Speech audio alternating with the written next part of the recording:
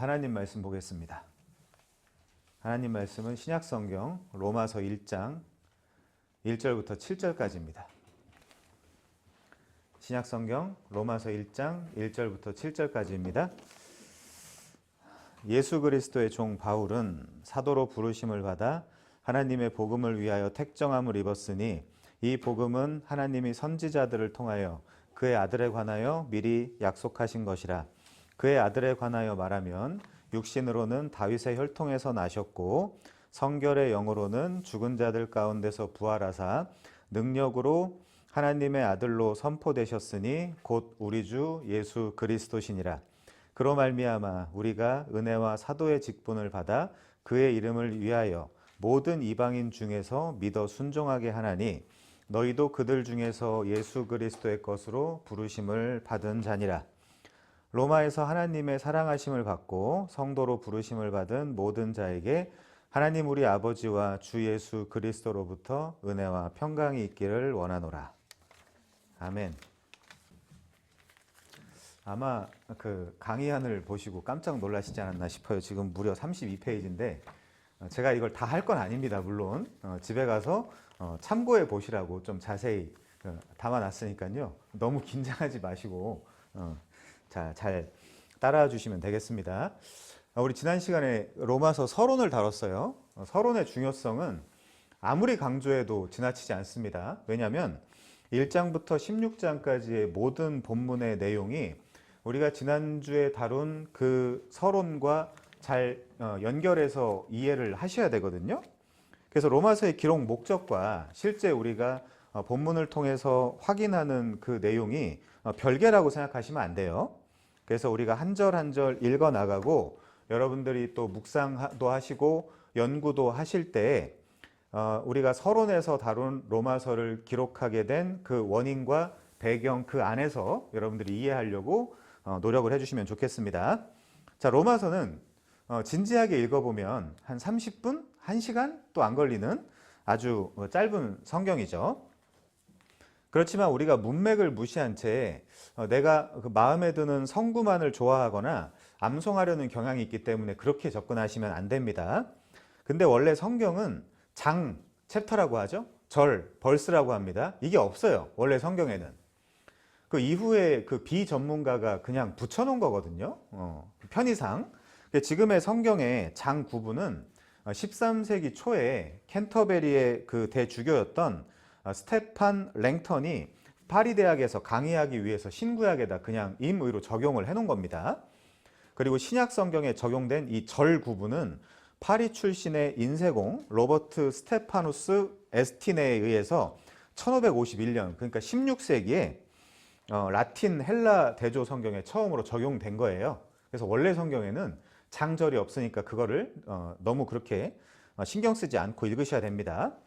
자, 오늘은 바울이 로마 성도들에게 자신을 소개하는 내용이에요. 내가 누군가. 이제 이걸 그래서 자기 소개와 자기를 그 로마 교회에다가 인사하는 본문이거든요. 그 내용 안에서 어떤 그런 신학적인 진리들이 담겨 있는지 우리 한번 살펴보도록 하겠습니다. 자, 우선 1절부터 7절까지의 서론을 보시면요. 우선 이 말씀부터 드려야 될 것 같아요. 우리는 이 지금 성경을 보면 2절, 4절, 6절, 7절에 보면 마치 문장이 끊기는 것처럼 되어 있죠. 문장이 완성되는 것처럼. 그렇지만 원래 이걸 헬라어 원어 성경으로 보면 NA28판도 마찬가지죠. 그 원어 성경으로 보면 이 구두점, 이 페리오드 그 구두점이라고 마지막 그 마침표가 7절에 가 있어요. 이게 무슨 말이냐면 그럼 1절부터 7절까지 한 문장이란 뜻이에요. 매우 길죠, 문장이. 원래 이렇게 문장을 길게 쓰면 글을 못 쓴다 이제 이런 이야기들을 많이 하기도 하는데 어쨌든 지금 오늘 본문은 2절, 4절, 6절, 7절에 마치는 것처럼 되어 있지만 사실은 그게 아니고 7절까지 한 문장이다. 원문으로 보면 그렇게 좀 이해를 하고 가시면 좋겠습니다. 자, 그 다음에요. 바울은 자신이 세우지도 않았고 여태까지 방문해 본 적도 없는 로마 교회에다가 지금 편지를 쓰고 있어요. 로마서 1장 10절에 보면 이렇게 나와 있죠. 어떻게 하든지 하나님의 뜻 안에서 너희에게로 나아갈 좋은 길 얻기를 원한다 이렇게 되어 있죠. 이 말이 뭐냐면 방문하고 싶다. 로마 교회에 나도 방문을 하고 싶다. 근데 로마서 수신자는 로마 교회 안에 있는 유대 그리스도인과 이방 그리스도인 모두라고 했습니다. 이거 놓치시면 안 돼요. 이걸 계속해서 생각하면서 로마서를 읽으셔야 됩니다. 자, 로마서 1장 7절에 보시면요. 로마에서 하나님의 사랑하심을 받고 성도로 부르심을 받은 모든 자들이 바로 수신자예요. 근데 그 안에 유대 그리스도인, 이방 그리스도인이 섞여 있다는 얘기죠. 자, 보통 사도행전 2장 10절에서 오순절 날에 로마에서 온 자들이 있다라고 기록이 되어 있기 때문에 그 자들이 다시 오순절 성령 강림을 경험하고 다시 로마로 돌아가서 교회를 세웠을 것이다 라고 하는 것이 정설입니다. 사도행전 2장 10절 볼까요? 부르기아와 밤빌리아, 애굽과 및 구레네에 가까운 리비아 여러 지방에 사는 사람들과, 제가 언더라인을 좀 쳐놨죠? 로마로부터 온 나그네, 곧 유대인과 유대교에 들어온 사람들과, 그 뒤는 안 읽어도 될 것 같고요. 그러면 이 로마로부터 온 나그네, 곧 유대인과 유대교에 들어온 사람들, 이 사람들 집에 안 가나요? 집에 가겠죠? 집에 가서 성령 그 강림을 경험하고 뭐 하겠어요? 집에 가서 교회를 세우겠죠? 그게 로마 교회다. 이게 말하자면 정설이라는 이야기입니다. 자, 그 다음에요. 그래서 초기 로마 교회는 지금 보는 것처럼 유대인과 유대교에 들어온 사람들이라고 했기 때문에 초기 로마 교회는 유대 그리스도인들이 헤게모니를 잡았을 것이다 라고 우리가 생각을 하는 거죠. 그러면 초기 로마 교회는 어쩔 수 없이 그들의 살아온 삶의 말하자면 라이프 스타일을 비추어 볼 때 날, 달, 절기, 그리고 해, 음식 규례 같은 것들을 완전히 배제하기는 어려웠을 수도 있겠죠.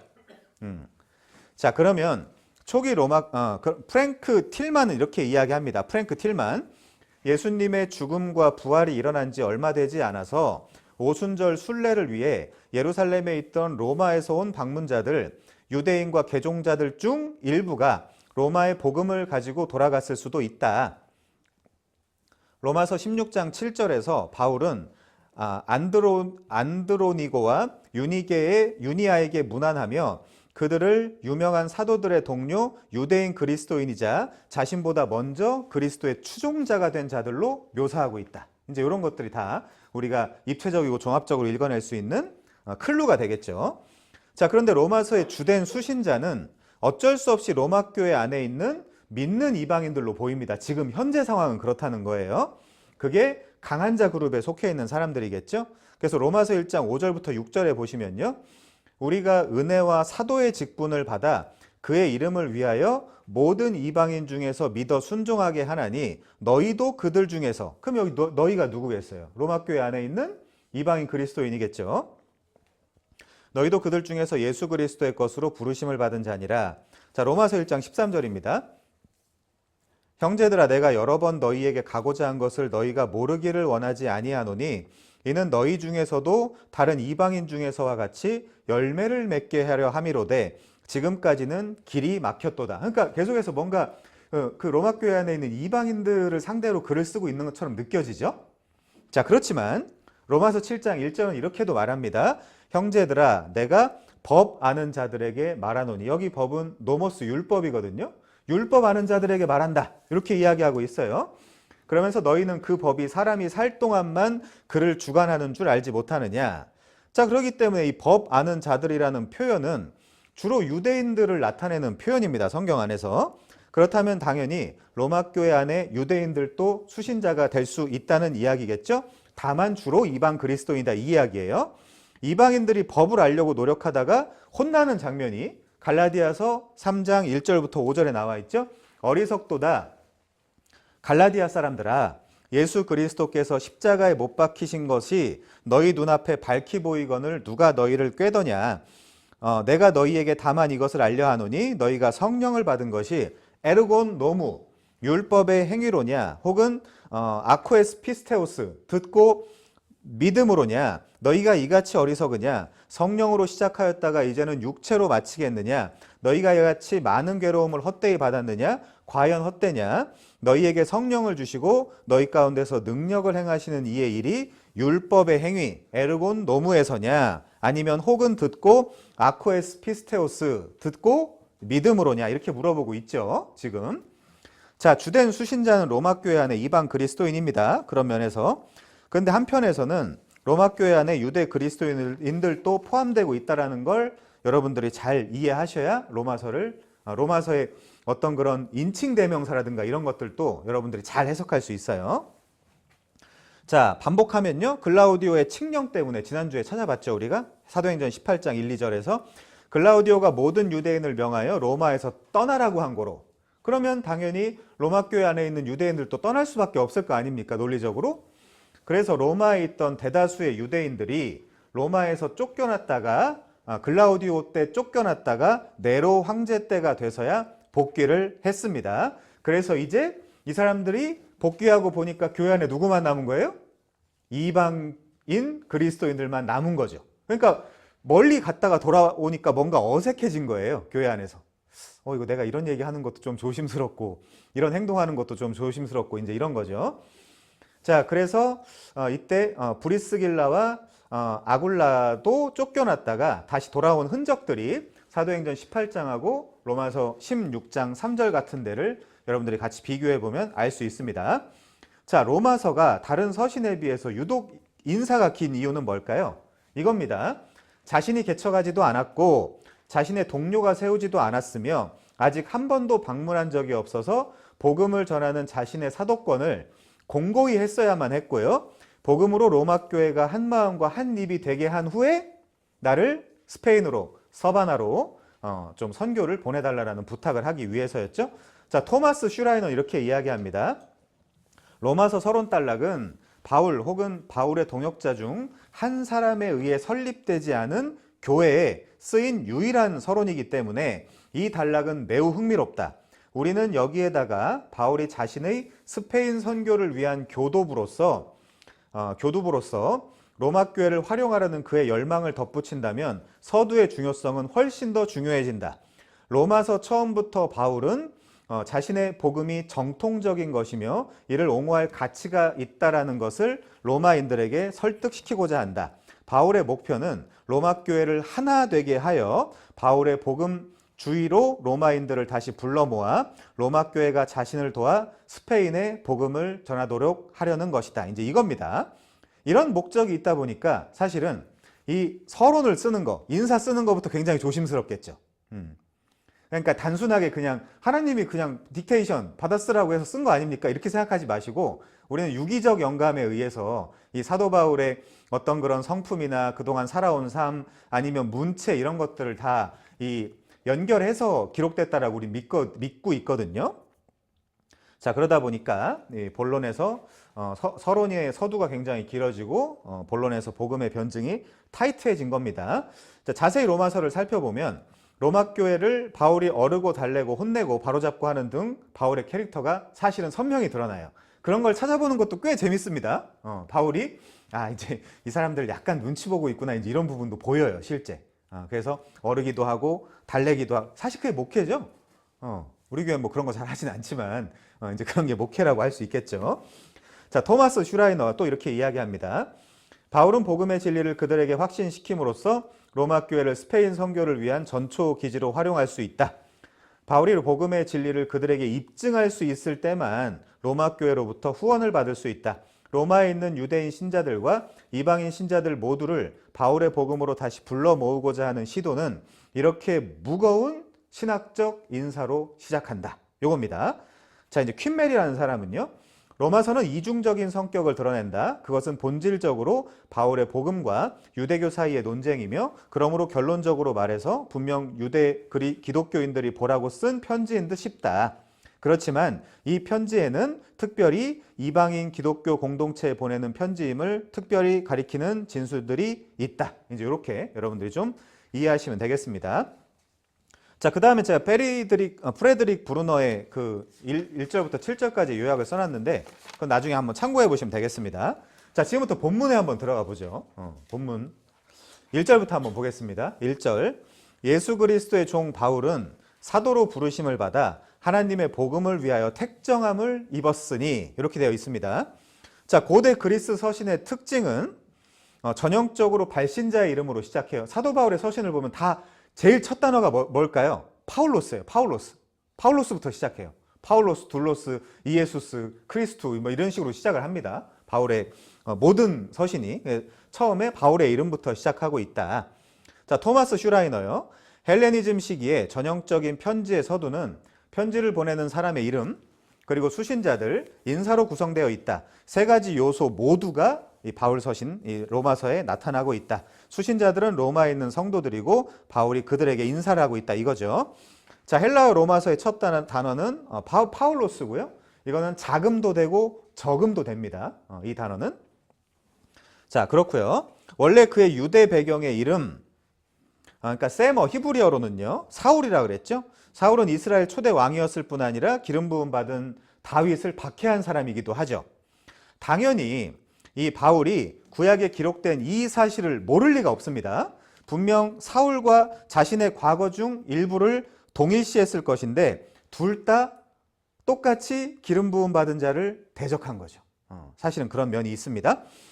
바울은 굉장히 독특한 이력을 가진 사람이라 그랬죠. 정통 유대인이면서 헬라와 로마의 문화와 세계관을 다 이해한 사람으로 우리가 이해할 수 있겠죠. 헤브라이즘, 헬레니즘, 정통 디아스포라 유대인입니다. 제가 이제 별표를 쳐놨어요. 그러므로 그는 주로 이방인을 향한 그리스도의 비밀을 깨달은 사람, 만세와 만대로부터 감추어졌던 것인데 이제는 그의 성도들에게 나타난 복음을 이방인에게 전하기 아주 적합한 사람으로 우리가 이해할 수 있겠죠. 자, 성구 한번 볼게요. 에베소서 3장 1절부터 9절입니다. 이러므로 잘 보세요. 제가 그 언더라인 쳐놓은 거 한번 잘 보시면 바울이 어떤 사람인지 나옵니다. 이러므로 그리스도 예수의 일로 너희 이방인을 위하여 갇힌 자 된 나 바울이 말하거니와 너희를 위하여 내게 주신 하나님의 그 은혜의 경륜을 너희가 들었을 터이라. 여기서 말하는 경륜은 이방인을 향한 그 복음의 전파를 이야기하는 경륜입니다. 오이코노미아. 곧 계시로 내게 비밀을 알게 하신 것은 내가 먼저 간단히 기록함과 같으니 그것을 읽으면 내가 그리스도의 비밀을 깨달은 것을 너희가 알 수 있으리라. 이제 그의 거룩한 사도들과 선지자들에게 성령으로 나타내신 것과 같이 다른 세대에서는 사람의 아들들에게 알리지 아니하였으니 이는 이방인들이 복음으로 말미암아 그리스도 예수 안에서 함께 상속자가 되고 함께 지체가 되고 함께 약속에 참여한 자가 됨이라. 이 복음을 위하여 그의 능력이 역사하시는 대로 내게 주신 하나님의 은혜의 선물을 따라 내가 일꾼이 되었노라. 모든 성도 중에 지극히 작은 자보다 더 작은 나에게 이 은혜를 주신 것은 측량할 수 없는 그리스도의 풍성함을 이방인에게 전하게 하려 하심이라. 나머지 읽어보시고요. 13절 보시면 그러므로 너희에게 구하노니 너희를 위한 나의 여러 환난에 대하여 낙심하지 마라. 그럼 여기 너희가 누구겠어요? 이제 해석이 되죠. 자, 골로새서 1장 24절도 보겠습니다. 나는 이제 너희를 위하여 받는 괴로움을 기뻐한다. 그리스도의 남은 고난을 그의 몸된 교회를 위하여 내 육체에 채운다. 그러면서 27절에 보시면요. 하나님이 그들로 하여금 이 비밀의 영광이 이방인 가운데 얼마나 풍성한지를 알게 하려 하심이라. 바울은 자기 정체성이 분명하죠. 내가 뭘 해야 되는 사람인지. 나는 이 그리스도의 그 위대한 복음을 이방인한테 전해야 되는 선교사야. 이게 이제 바울의 자기 스스로 알고 있는 정체성입니다. 자, 그 밑에 보시면요. 어쨌든 유대교와 이 타나크 오경에 대해 전체적으로 이해한 어떤 인물이 있어요. 그 인물을 구약의 연속성상에서 신약을 쓸 수 있고, 그렇죠? 갑자기 구약을 모르는 사람이 신약을 쓸 수는 없잖아요. 그러면서 당시 초대교회 그 초대 그 교회 선교를 할 수 있게 되는 거죠. 자, 그래서 하나님께서 특별히 바울을 어머니의 뱃속에서부터 택정을 했고 준비를 시켰다라고 합니다. 이 말도 바울이 하거든요, 직접. 근데 이것도 구약에서 긁어온 거죠. 예레미야 1장 5절에 보면 예레미야한테 소명을 주실 때 내가 너를 모태에 짓기 전에 너를 알았고 네가 배에서 나오기 전에 너를 성별하였고 너를 여러 나라의 선지자로 세웠다. 이렇게 말씀하십니다. 그러면서 여호와께서 그의 손을 내밀어 내 입에 대시며 여호와께서 내게 이르시되 보라 내가 내 말을 내 입에 두었다. 사도 바울이 이 본문을 모를 리가 없죠. 당연히 알고 있습니다. 그래서 갈라디아서 1장 11절부터 17절에 보시면요. 형제들아 내가 너희에게 알게 하노니 내가 전한 복음은 사람의 뜻을 따라 된 것이 아니니라. 이 얘기를 왜 하는지 생각을 하면서 읽어야 돼요. 자, 그 다음에 이는 내가 사람들에게서 받은 것도 아니요 배운 것도 아니요 오직 예수 그리스도의 계시로 말미암은 것이라. 이 얘기 왜 하죠? 나 사도야. 예수님이 보낸 사도야 라고 지금 사도권을 변호하고 있는 중이에요.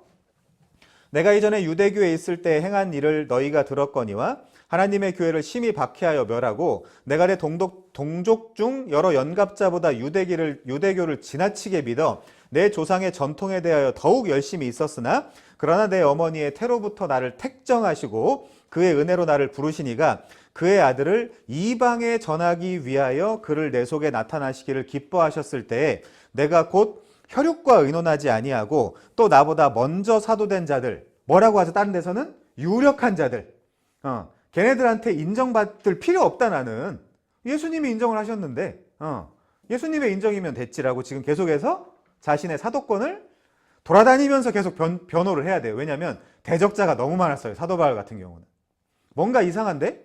당신 뭔가 이상한데? 이런 그 비판이 굉장히 많았습니다. 자, 그래서 정통 유대인이면서 유대인 디아스포라로 태어난 사람이죠. 그래서 로마서 1장 1절에서 확인할 수 있는 세 가지 정도로 정리할 수 있는 바울의 특징이 있습니다. 문장이 좀 이상하긴 하네요. 자, 첫 번째는 그리스도의 종이고요. 두 번째는 그리스도의 사도입니다. 세 번째는 복음을 위해서 성별된 나, 이렇게 이야기하고 있거든요. 자, 그럼 우리 첫 번째부터 한번 볼게요. 사도 바울은 자기 스스로를 뭐라고 이야기하죠? 나는 예수 그리스도의 종이다. 예수의 종된 바울이다 라고 이야기합니다. 본드 서번트 혹은 슬레이브죠. 노예죠. 노예. 바울은 우선 자신의 신분을 밝히는데 놀랍게도 그의 신분을 자기 스스로 종이라고 이야기해요. 히브리어로 하면 에베드고요. 헬라어로 하면 둘로스입니다. 영어 성경에는 뭐 본드 서번트나 슬레이브 같은 걸로 표현되어 있죠. 이 중 뉘앙스상 슬레이브가 가장 강한 표현이죠. 노예니까요. 자, 둘로스는 명사죠. 데오라는 동사에서 온 건데 이 데오라는 동사는 끈으로 꽁꽁 묶다, 동여맨다라는 뜻이에요. 근데 여기서 말하는 종 일꾼은 하나님을 위해 말하는 사람이에요. 우리도 하나님을 위해 가장 최선의 것을 할 수 있는 사명이 뭘까요? 말하는 거예요. 무슨 말? 복음을 전하고 진리를 전하는 말. 자, 그걸 또 설명을 할 겁니다.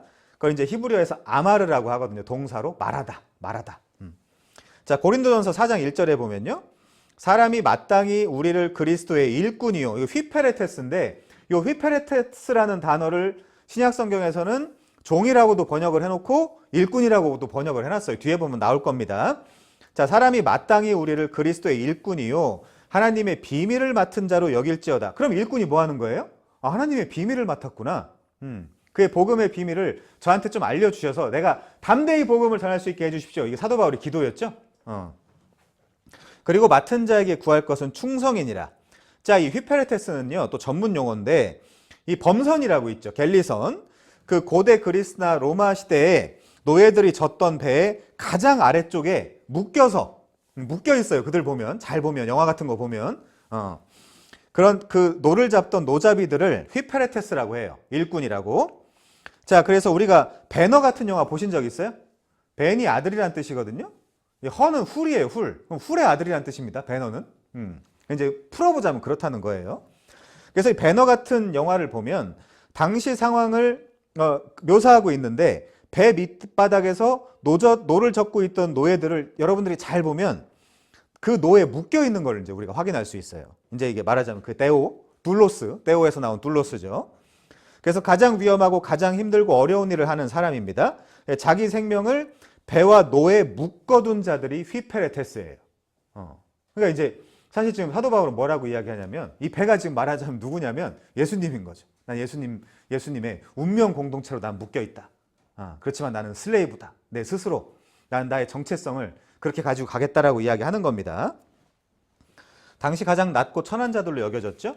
그래서 카일 아이들먼이라고 있는데 130번 정도 등장하는 이 둘로스라는 표현은 노예로 번역돼야 된다. 종이라고 하지 말고 노예로 번역하자 이렇게 제안을 합니다. 자, 존 메가더라는 사람이 있어요. 그 사람도 종은 고용된 존재이고 노예는 소유된 존재이다 라고 이야기해요. 프랭크 틸만도 슬레이브에 강조점을 둡니다. 완전한 노예. 존 스토트도 반드시 종보다 노예로 번역하자라고 강변을 하죠. 그렇지만 학자들 중에는 야, 이게 너무 단어에 집착하는 거 아니냐 이렇게 얘기하는 사람들도 있다라는 점 말씀을 드립니다. 자, 그래도 예수 그리스도의 노예 바울은 이렇게 번역하면 우리가 좀 더 와닿죠. 뭔가 깊게 와닿죠. 김남준 목사님이라고 계시죠. 인기 작가이시기도 한데 그분은 늘 자신의 책에서 머릿말 같은 데다 이 책을 소개하면서 마지막에 그리스도의 노예 이제 이렇게 소개를 하시더라고요. 자, 우리한테 적용을 한번 해본다라고 하면 예수 그리스도의 노예 거기다 이제 여러분의 이름을 넣고 한번 사역을 해보시면 좋겠죠. 내가 진짜 예수 그리스도의 노예로 살아가고 있냐? 이제 이런 것들 한번 이 시점에서 적용을 해볼 수 있을 것 같습니다. 자, 종과 노예가 가진 그 당시의 배경을 한번 볼게요. 우리 배경 되게 중요하다라고 했잖아요. 당시 로마 시를 포함한 로마 제국 전체의 노예만 실질적으로 수십만, 수백만이 이른다라고 하죠. 그중 절대 다수는 사유재산 취급을 당했습니다. 비싼 짐승보다 낮은 가격대로 팔렸고요. 영화 글래디에이터 같은 거 보면 그렇게 되죠. 싼 검투사들은 그 짐승보다도 잘 안 팔리고 이제 그렇죠. 특히 여자들이 굉장히 비참을 했고요. 왜냐하면 역사적으로 로마 이렇게 이야기하면 여러분들 유튜브에서도 확인하셨는지 모르겠지만 성적으로 타락이 가장 심한 제국 중 하나였죠. 말하자면 이런 나라 이런 제국에 지금 바울은 뭘 이야기하고 있는 거냐면요. 야, 우리 왕을 바꾸자, 통치자를 바꾸자라고 편지를 보내는 거예요. 야, 글라우디오가 네로가 무슨 통치자냐, 우리 왕과 통치자를 바꾸자 이렇게 이야기하는 겁니다. 공격적으로. 자, 이 노예들은 법적 권리가 없고요. 주인의 손에 맞아 죽을 수도 있었습니다. 괴롭히다가 그냥 죽였어도 됐어요. 교육을 많이 받은 노예는 귀족 자녀들을 가르치거나 사업장을 관리하는 사람이기도 했죠. 이런 사람들은 존중을 받았습니다. 이런 사람들이 우리가 갈라디아 3장 24절에 보면 몽학선생, 초등교사, 파이다고고스라고 이야기를 하는 겁니다. 자, 우선 바울은 자신의 서신에서 광범위하게 구속, 속죄, 속량, 죄사함 등의 뜻을 가진 단어인 엑사고라조라는 단어나 리트로라는 단어를 사용하죠. 엑사고라조는 시장 밖으로, 리트로는 노예나 죄수들이 자유를 얻거나 석방되기 위해서 지불하는 어떤 그런 돈 이런 것들을 이야기하는 거예요. 자, 그래서 죄와 사망, 죽음과 저주로부터 그리스도께서 나를 구입하신 거죠. 자기 피로, 피값을 주고 하나님의 공의 앞에서. 그래서 여기 아포리트로시스도 나와 있는데 아포라는 전치사는 뭐뭐로부터, 그 리트론, 이거는 사다라는 거고요. 뭐뭐로부터 샀다라는 뜻입니다. 자, 사도행전 20장 28절 보시면요.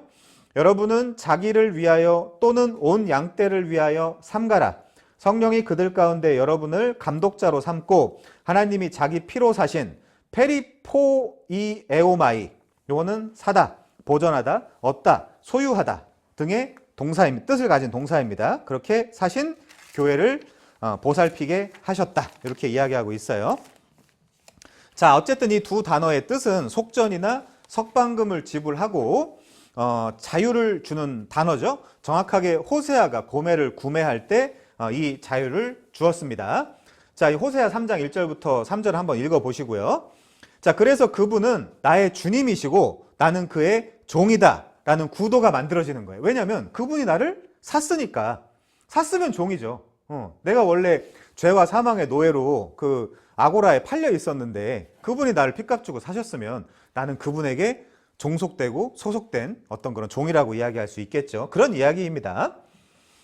자, 그래서 이걸 동의하냐? 그렇다면 나를 값을 지불하고 사신, 구매하신 그분의 뜻대로 살아야 하는 우리도 이 슬레이브, 휘페레테스의 구도가 만들어지는 것이죠. 그런데 우리의 문제가 뭐냐면 이게 이제 논리적으로는 그렇다. 근데 이제 현실적으로는 좀 생각을 해봐야 되겠는데 이제 이게 우리의 문제입니다. 자, 본래 우리가 어떤 존재였냐? 여기 제가 써놨다시피 죄의 종, 썩어짐의 종, 초등학문의 종, 하나님이 아닌 자들에게 했던 종노릇, 신의 산의 종, 신의 산의 종이라는 거 왜 굳이 신의 산이라고 써놨겠어요? 구약의 종, 율법의 종이라는 뜻이겠죠. 그리고 죽음의 종, 여러 가지 정욕과 행락의 종이었습니다. 결국 이 세상의 종의 위치에서 의의 종, 그리스도의 종, 그리스도의 노예가 되었다라고 지금 자기 신분을 소개하고 있는 거예요. 자, 그래서 로마서 6장 15절 이하에 보시면요. 하나님께 감사하리로다. 너희가 본래 죄의 종이더니 너희에게 전하여 준 바 교훈의 본을 마음으로 순종하여 죄에게서 해방되어 의에게 종이 되었느니라. 그러나 이제는 너희가 죄에게서 해방되고 하나님께 종이 되어 거룩함에 이르는 열매를 얻었으니 이 마지막은 영생이라 이렇게까지 표현하고 있습니다. 자, 그래서 복음에의 순종, 곧 믿음을 통해 하나님의 종이 됐고 거룩함에 이르게 됐다라는 거죠. 자, 이 종, 노예라는 단어의 배경을 좀 구체적으로 한 3가지만 정리를 해보면요. 첫 번째, 바울은 다메섹 도상에서 회심과 소명을 받았습니다. 회심 시 그 그리스도께서 자신을 사셨다는 것을 깨달은 의미가 충분히 둘로스 종이라는 단어에 포함될 수 있어요. 그래서 사람들이 지금 착각하는 것처럼 회심과 소명은 같이 받는 건데 회심하고 몇 년, 몇십 년 뒤에 소명을 받는다라는 건 성경에 없습니다. 회심하고 즉시 그 밑에 보면 radical, drastic, rapid 이런 단어를 써놨잖아요. 그런 삶을 살게 되어 있어요. 급진적인, rapid, 급격한 뭐 이제 이런 삶을 살게 되어 있습니다. 성경에 딱 구원을 받았는데 몇십 년 뒤에부터 뭐 무슨 사명을 감당한다는 그런 인물은 없습니다. 그래서 우리가 보면 모세라든지 예레미야라든지 바울 같은 사람들이 그런 예가 될 수 있겠죠. 자, 예레미야 20장 7절부터 9절 한번 보시면요. 여호와여 주께서 나를 권유하심으로 내가 그 권유를 받았사오며, 요거 원문으로는 속였다는 이야기거든요. 하나님의 말씀 전하면 좋은 건 줄 알았는데 주께서 나보다 강하사 나를 이기셨으므로 내가 조롱거리가 되니 속았죠. 사람마다 종일토록 나를 조롱하나이다. 내가 말할 때마다 외치며 파멸과 멸망을 선포함으로 여호와의 말씀으로 말미암아 내가 종일토록 치욕과 모욕거리가 됨이니이다. 내가 다시는 속았으니까 내가 다시는 여호와를 선포하지 아니하며 그의 이름으로 말하지 아니하리라 하면 나의 마음이 불붙는 것 같아서 골수에 사무치니 답답하여 견딜 수 없나이다. 저도 속았어요. 네. 아무튼 유대인들이 자신을 하나님의 종으로 간주하려는 배경에는 그들이 택함을 받아 그의 소유가 된 백성이 되었다라는 그 구약의 그 사상이 깔려 있어요. 여기에 깔려 있어요. 그렇기에 그리스도께서 바울을 사신 것은 구원론적 차원에서 로드십, 즉 주됨을 그리스도께 돌린다라는 의미가 강하게 자리 잡고 있습니다. 자, 아까 사도행전 20장 28절 읽었으니까 넘어가고요. 사도행전 2장 36절 이하 볼게요. 그런즉 이스라엘 온 집은 확실히 알지니 너희가 십자가에 못 박은 이 예수를 하나님이 주와 그리스도가 되게 하셨느니라. 이게 무슨 말이죠? 주가 뭐죠? 주라고 하면 뭔가 그 반대되는 어떤 입장에 처해 있는 사람이 있어야 될 거 아니에요. 그 입장이 뭐죠? 그게 둘로스 종이에요. 주니까. 주와 종. 주종 관계 이런 얘기 많이 하잖아요. 그 다음에 그리스도는 뭐라고 했습니까? 기름 부음 받은 자라 그랬죠. 첫 번째 가장 대표적인 직분이 왕이라 그랬잖아요. 왕이 있으면 당연히 순종해야 되는 백성들이 있겠죠. 당연히 왕은 그 백성들을 지켜야 되고요. 자, 그렇고요. 이제 넘어가서 성령의 선물을 받는다. 그리고 또 이렇게 나와 있죠. 너희 자녀도 그렇지만 모든 먼데 사람이 지금 뭘 표현하는 걸까요? 지금 이방인을 이야기하는 거죠. 이방인을. 성경은 신약 성경을 가만히 보면 유대인과 이방인의 구원의 동등성을 이야기해요. 신약 성경 우리가 가만히 자세히 살펴보면 그런 것들 우리가 좀 읽어내야 될 것 같고요. 자, 여기 성령의 선물은 하나님의 규례와 법도를 지키게 하는 분으로서의 성령을 받게 된다는 겁니다. 그건 뭐랑 연결될까요? 새 언약이랑 연결되겠죠. 그래서 여기 주는 내 생명을 쥐고 계시고 나를 통제할 권한을 가지신 분이다. 그래서 헬라어로는 큐리오스고요. 히브리어로는 아도나이입니다. 여호와라는 단어를 그 유대인들 같은 경우는 아도나이라고 바꿔서 읽었죠. 감히 우리가 이거 어떻게 읽을 수 있냐. 그냥 주님이라고 읽자 이렇게 했습니다. 자, 그 부분은 넘어가면 될 것 같아요. 이제 2번 볼게요. 1번과 이어서 이번에는 구약의 출애굽기 21장 5절부터 6절의 반영이라고 봅니다. 여기 되게 의미심장한 내용이 담겨 있거든요. 자, 들어보십시오. 만일 종이 분명히 말하기를, 종이 말하는 거예요. 뭐라고 말하냐? 나는 상전이 너무 좋아요.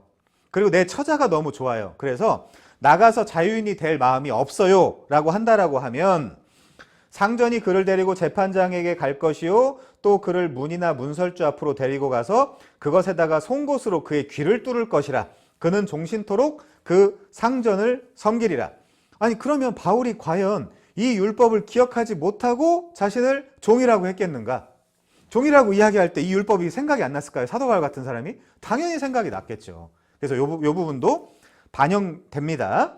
자, 그러니까 지금 바울은 자신을 죄와 죽음, 사망과 저주에서 구원해내신 상전. 그렇죠? 그 상전인 그리스도를 너무나 사랑해서 자기 자신을 자원하여 그분께 드리고 있는 것과 같죠. 자, 물론 반대로 바울과 우리를 말하자면 그분의 입장에선 처자인데요. 그리스도께서 사랑해서 스스로 종의 자리로 오셔서 귀 정도가 아니라 손목, 발목, 옆구리가 뚫린 의로운 종이 된 분도 계시죠. 그분이 우리 주 예수 그리스도입니다. 그럼 그분이 우리 주 예수 그리스도라면 우리는 그의 종이 되겠죠. 하나님의 종, 의의 종, 그리스도 예수의 종, 이렇게 이해하시면 될 것 같아요. 자, 그래서 예수를 박해하고 핍박했으며 자신의 잘못된 지식에서, 사도 바울이 갖고 있었던 잘못된 지식이 뭐죠? 자기의가 뭐였죠? 그 로마서 10장 2절에 보면 좀 이렇게 우리가 힌트를 얻을 수 있습니다. 내가 증언하노니 그들이, 유대인이 하나님께 열심히 있으나 올바른 지식을 따른 것이 아니니라. 그때 자기 생각을 안 했을까요? 자기도 그랬는데, 과거에 하나님의 의를 모르고 자기 의를 세우려고 힘써 하나님의 의에 복종하지 아니하였느니라. 자기의 vs 하나님의 의. 자, 여기서 나온 잘못된 자기 의로 인해서 죽어 마땅한 자신을 예수께서 살리셨다라는 이 인식은 반드시 논리적으로 그분을 사랑하게 만들었겠죠. 그래서 고린도후서 5장 14절에 보면요, 그리스도의 사랑이 우리를 강권하시는도다. 우리가 생각하건대 한 사람이 모든 사람을 대신하여 죽었은즉 모든 사람이 죽은 것이라. 그가 모든 사람을 대신하여 죽으심은 살아있는 자들로 하여금 다시는 그들 자신을 위하여 살지 않고 오직 그들을 대신하여 죽었다가 다시 살아나신 이를 위하여 살게 하려 함이라. 그렇게 사는 사람을 뭐라 그래요? 종. 자, 고린도전서 16장 22절이요. 만일 누구든지 주를 사랑하지 아니하면 저주를 받을지어다. 우리 주에 오시옵소서. 어쨌든 영원히 그리고 종신토록 상전인 그리스도를 섬기겠다라고 지금 바울의 영혼이 확정된 거죠. 자, 세 번째 보겠습니다. 구약에서 모세와 선지자들처럼 하나님을 위해 말하는 자들은 구약에서 하나님의 종 에베드 야훼로 불립니다. 그들 중에 누가 있냐면요, 아브라함, 제가 성구 다 써놨죠? 모세, 여호수아, 다윗, 이사야, 심지어 메시아도 그렇게 이제 기록이 되어 있어요. 이사야 42장부터 이사야 53장까지 우리가 신학적으로 뭐라고 그러죠? 의로운 종의 노래, 이렇게 이야기하거든요. 우리 이사야 53장 11절 한번 보겠습니다. 그가 자기 영혼에 수고한 것을 보고 만족하게 여길 것이라. 왜 만족할까요? 자기 영혼에 수고한 것을 보고 왜 만족하죠?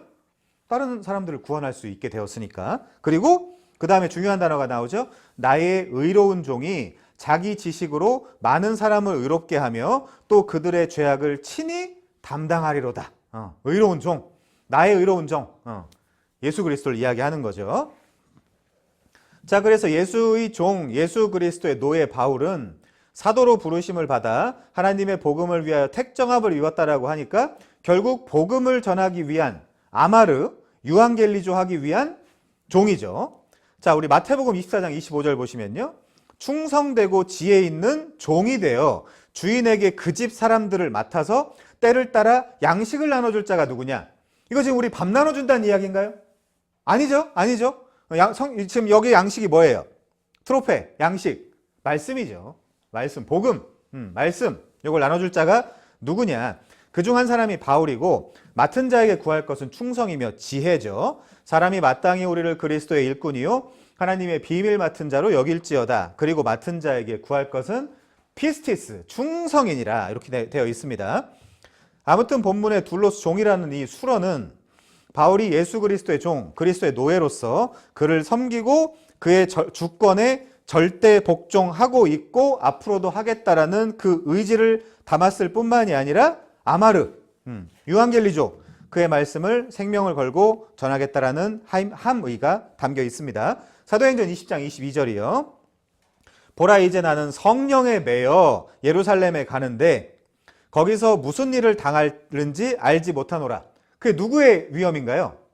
동족의 위험이에요. 그게 사도 바울이 이야기했던.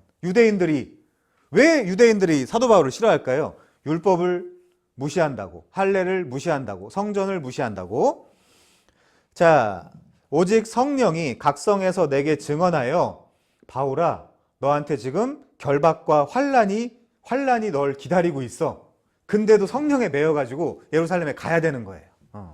속았다. 속았다.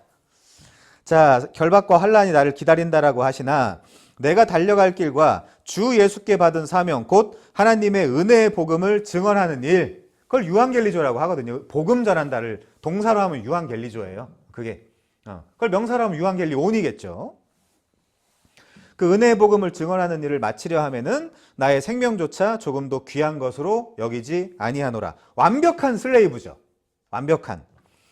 당시 세상에서 가장 크고 위대한 나라 제국의 수도에 편지를 쓰면서 자신을 그리스도의 종, 그리스도의 노예라고 소개하고 있습니다. 나는 로마 시민권자다라는 표현 대신 그리스도의 혹은 하나님의 집 맡은 종, 사환, 노예다, 그렇게 자기를 이야기하고 있는 거예요. 자, 홀랜드요. 구약에서 에베드, 종이라는 단어는 다양한 부류에 사용되었다. 왕이나 선지자나 이스라엘 국가나 메시아나 평범한 사람들에게도 사용되었다. 종합하면 에베드, 종이라는 단어는 하나님이나 사람들을 섬기는 자들을 지칭했다. 신약에서 둘로스의 원뜻은 하나님과 이스라엘의 언약 관계를 내포하고 있다. 이러한 언약적 의미를 지닌 둘로스는 아무런 권리가 없는 노예만이 아니라 영광과 특권을 부여받은 하나님의 종을 지칭하는 말이다. 고린도전서 9장 23절 이하 한번 볼게요. 내가 복음을 위하여 모든 것을 행함은 복음에 참여하고자 함이라. 바울 입장에서 왜 그럴까요? 이건 너무나 영광과 특권의 일이야, 이렇게 생각했기 때문이에요. 운동장에서 다름질하는 자들이 다 달릴지라도 오직 상을 받는 사람은 한 사람인 줄 너희가 알지 못하느냐. 너희도 상을 받도록 이와 같이 다름질하라. 이기기를 다투는 자마다 모든 일에 절제하나니 그들은 썩을 승리자의 관을 얻고자 하되 우리는 썩지 아니할 것을 얻고자 하노라. 그러므로 나는 다름질하기를 향방 없는 것 같이 아니하고 싸우기를 허공을 치는 것 같이 아니하며 내가 내 몸을 쳐 복종함은 내가 남에게 전파된 후에 자신이 도리어 버림을 당할까 두려워함이로다. 자, 두 번째 보겠습니다. 두 번째, 첫 번째는 종이었고요. 두 번째는 그는 사도로 부르심을 받았습니다. 사도, called as an apostle 이렇게 되어 있죠. 자, 이 클레토스는 사로 부름받았다는 거니까요. 소명이고요. 아포스톨로스는 사명입니다. 소명과 사명. 사도, 사명으로 부르심, 소명을 받았다 이렇게 이해할 수 있겠죠. 여기 divinely called 이렇게 돼 있는데 신적인 부르심이라는 거죠. 신적인 부르심을 누가 거부할 수 있겠습니까? 이펙티브 콜링이죠. 자, 그렇고요. 이 아포스톨로스, 사도는 아포스텔레인이라는 동사에서 온 명사입니다. 그레코로만, 그러니까 헬라 시대에 용례가 어떻게 쓰였냐면요. 해군에게, 원정에게, 그리고 파견되는 집단에게 무역선을, 그리고 사절을 사자에게, 메신저죠. 대사 등 광범위하게 사용된 단어가 사실은 아포스톨로스예요. 부르심을 받은 사도라고 수동적인 의미로 이해를 해야 됩니다. 자원한 게 아니에요. 저 사도하고 싶습니다라고 자원한 게 아니라 사도로 속아서 부르심을 받았다. 이제 이렇게 이해하면 되겠죠. 자, 갈라디아서 1장 1절이요. 사람들에게 난 것도 아니요 사람으로 말미암은 것도 아니요 오직 예수 그리스도와 그를 죽은 자 가운데서 살리신 하나님 아버지로 말미암아 사도된 바울. 수동적인 의미죠. 피동적인 의미죠. 바울 입장에서는. 자, 근데 그 사람이 뭘 해야 됩니까? 이제 내가 사람들에게 좋게 하랴, 하나님께 좋게 하랴, 사람들에게 기쁨을 구하랴. 내가 지금까지 사람들의 기쁨을 구하였다면 나는 그리스도의 종이 아니니라. 굉장히 중요합니다. 소명과 사명. 자, 사도는 자원하거나 스스로 임명할 수 있는 문제가 아니죠. 자신의 의지도 아니고 동료 사도들의 임명도 아닌 하나님의 의한, 그리스도의 의한 사도라는 점이 중요합니다. 자, 사도행전 9장 15절 볼게요. 주께서 이르시되 가라, 이 사람은 내 이름을 이방인과 임금들과 이스라엘 자손들에게 전하기 위해 택한 나의 그릇이다.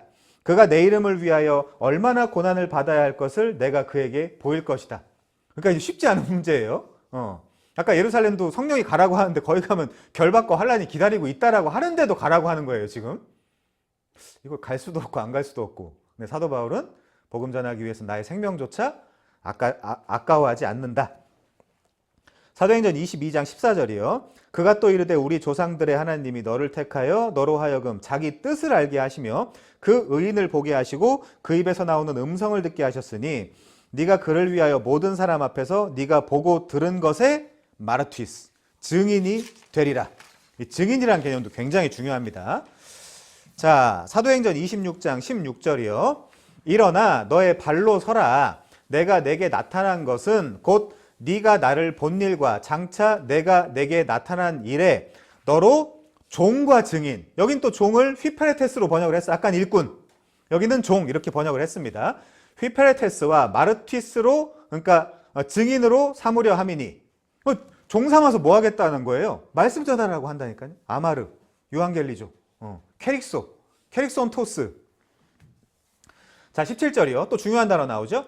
이스라엘과 이방인들에게 내가 너를 구원하여 그들에게 보내어 그 눈을 뜨게 하여 어둠에서 빛으로 사탄의 권세에서 하나님께로 돌아오게 하고, 이거 하라는 거구나.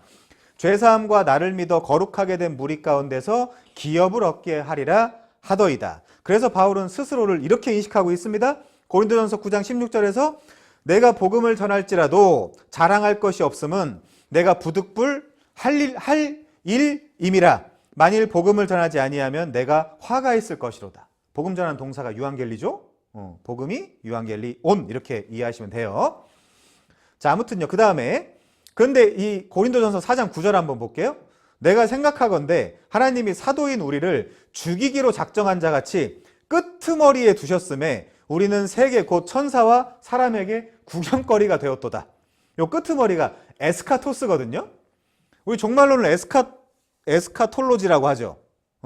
그러니까 제일 미말, 옛날 성경의 미말. 아니 나는 도대체 뭐냐 이게 이 현실이. 좀 그래도 하나님이 함께 하시면서 이게 좀 좋은 것도 좀 주고 이제 이래야 되는 거 아닌가라고 생각했는지 모르지만 나는 미말에 있다. 에스카토스 끝에 있다. 너무 힘들다 이제 그 이야기예요. 복음 전하는 게. 자, 그렇고요. 그 정도로 엄청난 고난을 당했다는 거죠. 그래서 고린도후서 11장 23절 이하에 보면 제가 요약을 해왔습니다. 다 읽을 수 없어서. 수고를 넘치도록, 그리고 옥에 갇히기도 하고 매도 수없이 맞았고 40에 하나 감한매, 40대 때리면 죽을 거라고 했대요. 그래서 40에 하나 감한매 39대를 때렸다는데 차이가 있나요? 39대나 40대나? 아무튼 유대인들 생각하면 좀 재밌는 사람들이 많은 것 같아요. 돌로도 맞고 3번 파선을 당하고 일주야를 깊은 바다에서 지내고 강의 위험, 강도의 위험, 동족의 위험. 사도 바울이 가장 심하게 당한 건 동족의 위험이었습니다.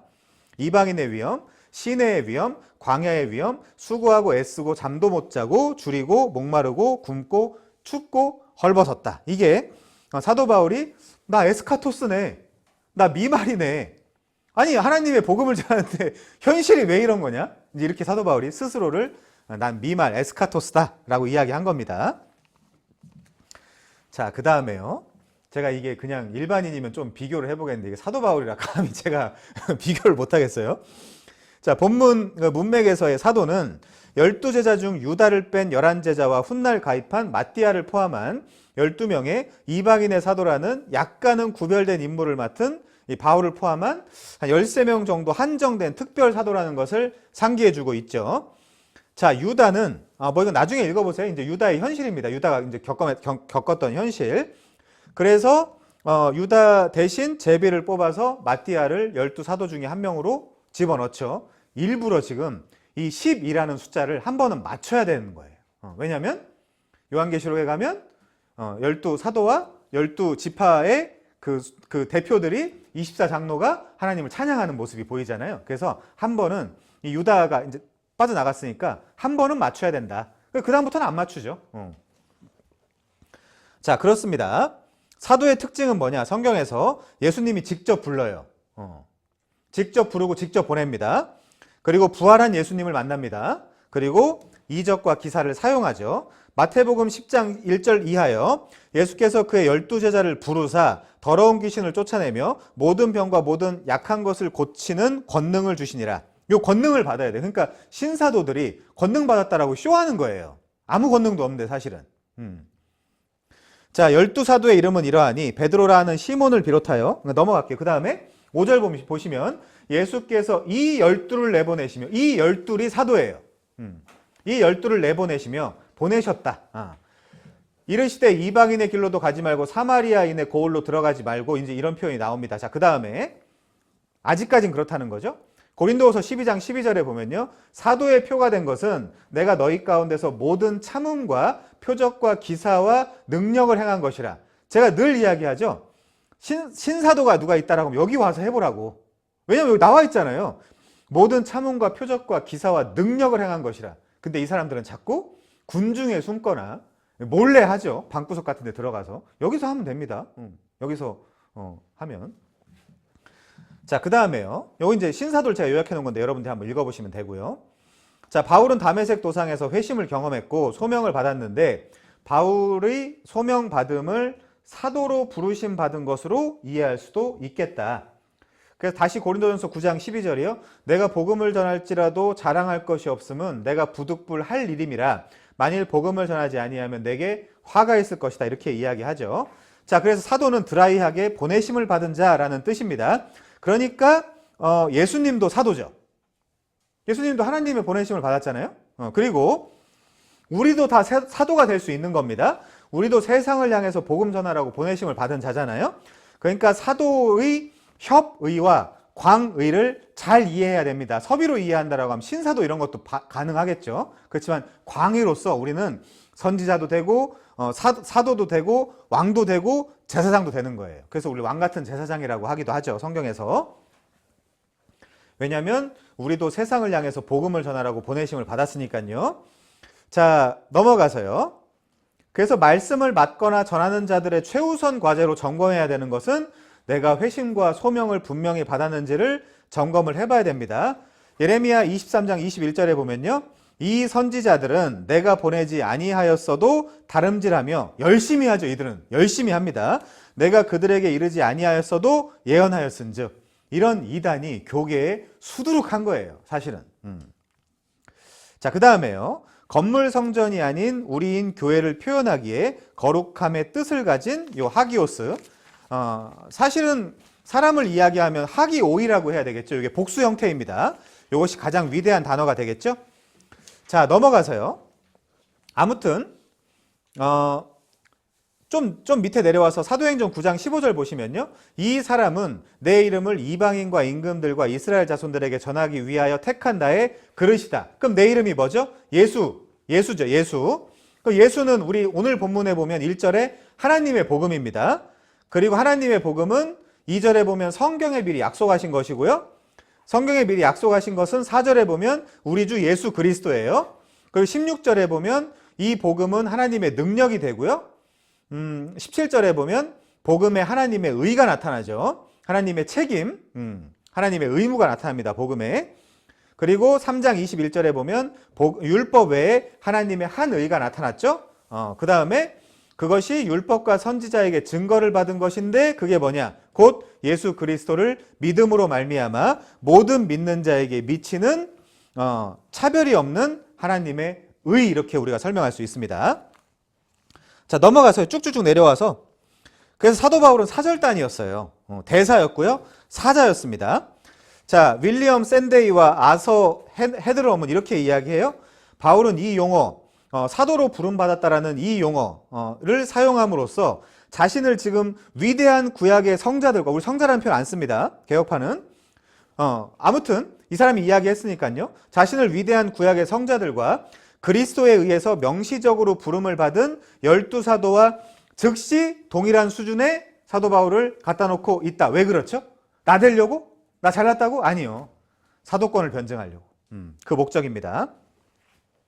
바울은 두 서신, 로마서와 고린도전서에서 자신의 부르심이 그보다 연장자인 사도들의 부르심과 동등하다는 것을 사람들에게 입증할 필요가 있다.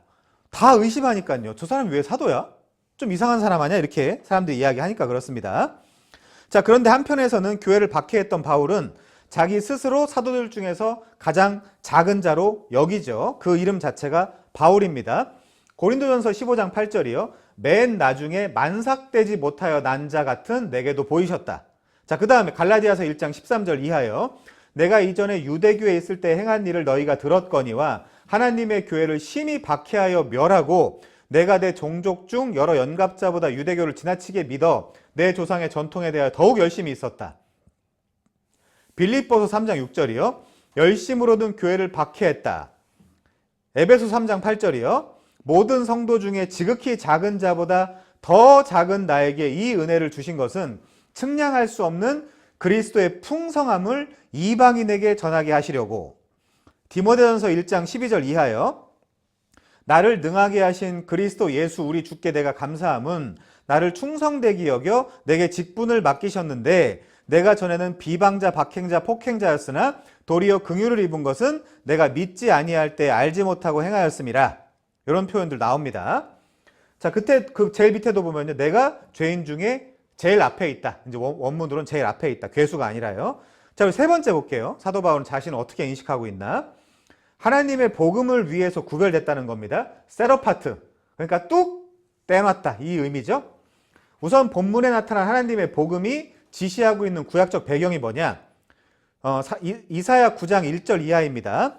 전에 고통받던 자들에게는 흑암이 없을 것이다. 옛적에는 여호와께서 스불론 땅과 납달리 땅이 멸시를 당하게 하셨더니 후에는 해변길과 요단 저쪽 이방의 갈릴리를 영화롭게 하셨느니라. 흑암에 행하던 백성이 큰 빛을 보고 사망의 그늘질 땅에 거주하던 자에게 빛이 비쳤다. 주께서 이 나라를 창성하게 하시며 그 즐거움을 더하게 하셨으므로 추수하는 즐거움과 탈취물을 나눌 때의 즐거움 같이 그들이 주 앞에서 즐거워하오니 이는 그들이 무겁게 맨 멍에와 그들의 어깨의 채찍과 그 압제자의 막대기를 주께서 꺾으시되 미디안의 날과 같이 하셨음이니이다. 어지러이 싸우는 군대들의 신과 피 묻은 겉옷이 불의 섭같이 살라지리니. 자, 6절부터 중요하죠. 이는 한 아기가 우리에게 낳고 한 아들을 우리에게 주신 바 되었는데 그의 어깨에는 정사를 메었고 그의 이름은 기묘자라 모사라 전능하신 하나님이라 영존하시는 아버지라 평강의 왕이라 할 것임이니라. 그 정사와 평강의 왕이 사실은 솔로몬이죠. 샬롬. 그 정사와 평강의 더함이 무궁하며 또 다윗의 왕자와 그의 나라에 군림하여, 이 다윗의 왕자 기억해 주십시오. 이따 또 이야기해야 됩니다. 그 나라를 굳게 세우고 지금 이후로 영원히 정의와 공의로 그것을 보존하실 것이라. 만군의 여호와의 열심히 이를 이루시리라. 칸나 아도나이. 히브리어는 오른쪽에서부터 읽기 때문에 이건 좀 잘못된 표현이긴 합니다. 지금 써 있는 거는 아도나이부터 나와 있어요. 자, 아무튼 지금 사도 바울은 자기를 택정함을 받았다고 하잖아요. 그 말은 구별됐다라는 뜻인데 이것도 구약에 나와요. 레위기 20장 26절에 보면요. 너희는 나에게 거룩할지어다. 이는 나 여호와가 거룩하고 내가 또 너희를 나의 소유로 삼으려고 너희를 만민 중에서 구별했다. 요 의미예요. 딱 세로파트가. 자, 그러면 우리가 여기 성구 제가 다 써놨는데요.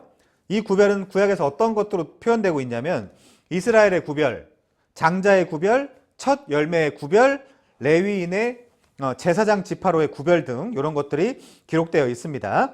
자, 이 본문 등에서 들이다, 들다, 구별하다 등으로 번역된 이 모든 단어의 70인역의 원형은 아포리조예요. 아포리조.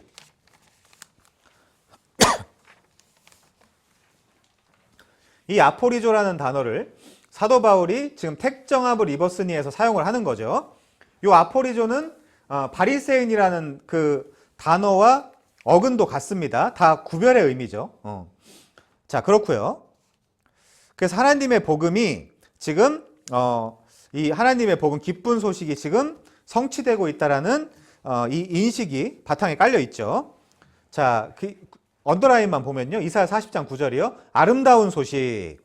그리고 너희의 하나님을 보라. 이제 이게 복음입니다. 그 다음에 이 부분은 다 읽어볼게요. 좋은 소식을 전하며 평화를 공포하며 복된 소식을 가져오며 구원을 공포하며 시온을 향하여 이르기를. 복음이 뭐죠? 복음의 내용이 써 있는데 여기 내 하나님이 통치하신다 하는 자의 산을 넘는 발이 어찌 그리 아름다운가.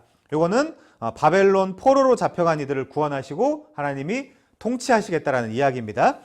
복음은 그래서 하나님이 통치하는 거예요. 천당 가는 게 아니에요. 하나님이 통치하신다. 이스라엘이 무슨 뜻이라 그랬죠? 하나님이 다스리신다. 하나님이 통치하신다. 그 개념입니다. 자, 이사야 61장 1절부터 3절은 읽어보시고요. 그 밑에 별표를 3개나 해놨어요. 이 의미예요. 그러면 지금 사도 바울은 대제국 로마의 수도에 편지를 보내면서 자신을 로마 황제를 제끼고 진정한 왕, 진정한 황제의 부름을 받은 종이라고 지금 당당히 소개하고 있는 거예요. 저기 네로가 살아있거든요. 두 눈 부릅뜨고 있는데 저건 내 왕이 아니야. 내 왕은 따로 있어. 그러면서 복음이라는 걸 전하는 겁니다. 자, 지금 네로가 통치하는 시기고요. 바울은 지금 네로 너는 우리의 왕, 우리의 황제가 아니라 우리 주 예수 그리스도가 우리의 왕이라고 선언을 하는 거예요. 네 하나님이 통치하신다. 네로 앞에서 이 말했다 어떻게 될까요? 바로 사형당하겠죠. 자, 스티븐 닐은 이렇게 이야기합니다. 당시 로마는 로마 안의 모든 사람에게 평화를 주었던 영원한 도시였다. 그걸 우리가 뭐라 그러죠? 팍스 로마나라고 이야기합니다. 들어보셨는지 모르겠지만 그것은 법의 원천, 문명의 중심지, 시인들과 웅변가들과 예술가들의 성지였으며 동시에 온갖 종류의 우상 숭배의 근거지였다. 로마 카톨릭도 마찬가지죠. 바로 그곳에서 네 하나님이 통치하신다. 이게 복음의 내용이에요. 그 로마 대제국에서 네 하나님이 통치하신다.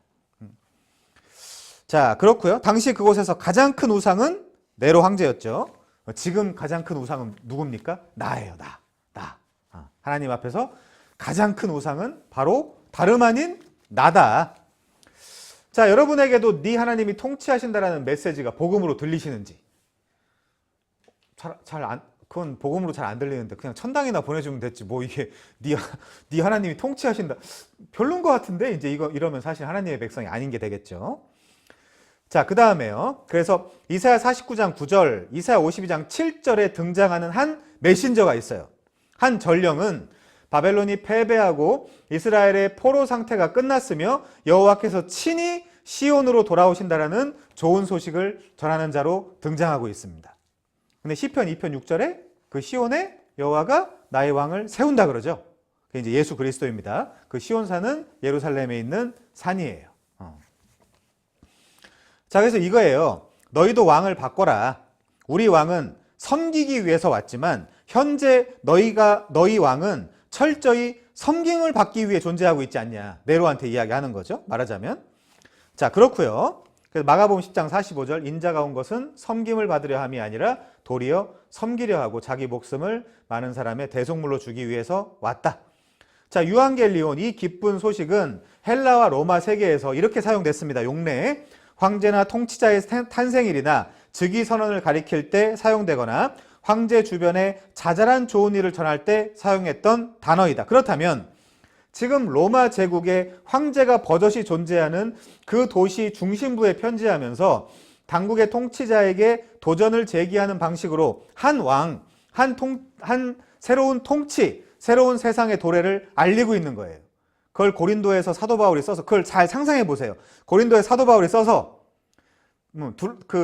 더디오가 대피를 해서 베베가 받아서 고린도를 떠나서 로마에 지금 가고 있는 그 길을 한번 상상해 보세요. 그 로마서가 지금까지 남아가지고 우리한테 복음을 전달해 주고 있는 거예요. 그 로마서가. 어마어마하죠, 사실은. 자, 존 메가더요. 복음과 관련해 가장 중요한 사실이 있다. 복음은 하나님의 복음이다.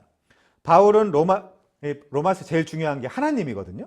사실 키워드, 다음 시간에 설명하겠습니다. 바울은 로마서 첫 문장에서 이것을 분명하게 밝힌다. 자신이 말하는 구체적인 좋은 소식과 관련해 수신자들이 혼란을 겪지 않게 하기 위해서다. 유앙겔리온은 복음은 바울 당시에 일반적이었던 황제 숭배 의식에 사용됐던 일반적인 용어였다.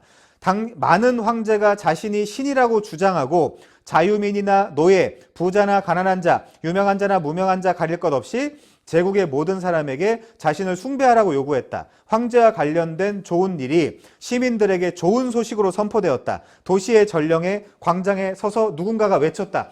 좋은 소식이다. 황후께서 태자를 낳으셨다. 좋은 소식이다. 황태자께서 성령이 되셨다. 이게 뭐가 좋은 소식이죠? 좋은 소식이다. 새 황제께서 등극하셨다. 자, 존 메가더 또 이어서 이야기합니다. 바울은 로마 제국의 수도에 사는 신자들에게 편지를 쓰고 있었기에 자신이 선포하는 좋은 소식이 황제들과 관련된 사소하고 헛된 선포와는 전혀 차원이 다르다라는 것을 수신자들에게 이해시키고 싶었다. 복음이 하나님의 복음이라는 사실은 하나님이 복음의 근원이라는 뜻이다. 그래서 우리가 2절을 보면 연결되죠. 자, 복음은 사람의 좋은 소식이 아니라 사람을 위한 하나님의 좋은 소식이었던 것이다. 진짜 왕이 나셨다. 그의 통치, 그의 바실레가 통치거든요. 그의 통치 아래에서는 유대인이나 헬라인, 남자나 여자, 상전이나 하인 모두가 다 하나다. 만유가 그 안에서 통일될 것이다. 예수라는 진짜 왕 출생 당시 헤롯이라는 가짜 왕이 어떻게 했죠? 세상 왕인 헤롯이 자신의 그 지위를 뺏길까 두려워서 2살 미만의 어린아이들을 다 학살해 버렸습니다. 그게 무슨 왕이에요? 자, 그렇고요. 2절로 넘어가면요. 이 복음은 하나님이 선지자들을 통하여 그의 아들에 관하여 성경에 미리 약속하신 것이다. 중요한 본문이죠. 레온 모리스는 이렇게 이야기합니다. 하나님이라는 말은 이 서신에서 가장 중요한 단어다. 로마서는 하나님에 관한 책이다. 다른 어떤 주제도 하나님이라는 주제처럼 빈번하게 다루어지는 것은 없다. 바울은 이 서신에서 다루는 모든 것을 하나님과 연관시킨다. 성경의 어떤 다른 책도 이처럼 하지 못한다. 이렇게 이야기하고 있습니다. 자, 어쨌든 바울은 이 복음을 구약과의 연속성 아래에서 하나님 그리고 그의 아들 예수 그리스도와의 약속과 성취의 구조로 연결을 하고 있죠. 로마서 16장 26절 이하 볼까요? 이제는 나타나신 바 되었으며 영원하신 하나님의 명을 따라 선지자들의 글로 말미암아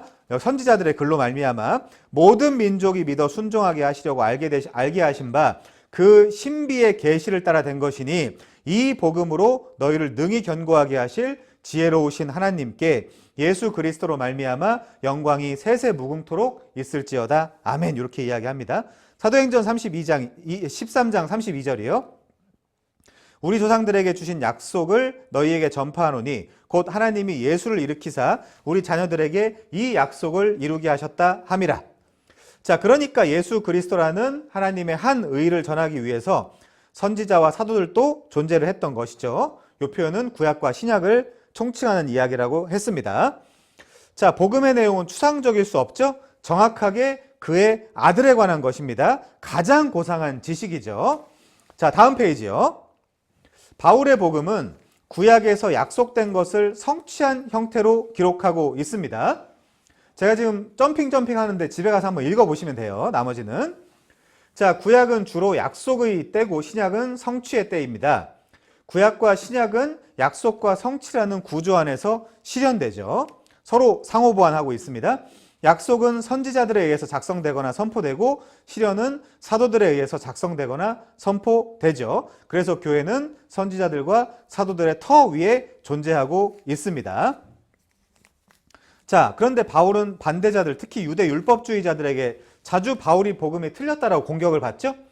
사도행전 18장 13절에 보면 갈리오가 아가야 총독이 되었을 때 유대인이 일제히 일어나 바울을 대적하여 법정으로 끌고 가서 이 사람이 율법을 어기면서 하나님을 경외하라고 사람들을 권한다 하거늘. 이 오해를 우리도 받아야 됩니다. 우리가 복음적인 사람이라면 율법을 어기면서 하나님을 경외하라고 한다라는 오해를 우리도 받아야 돼요.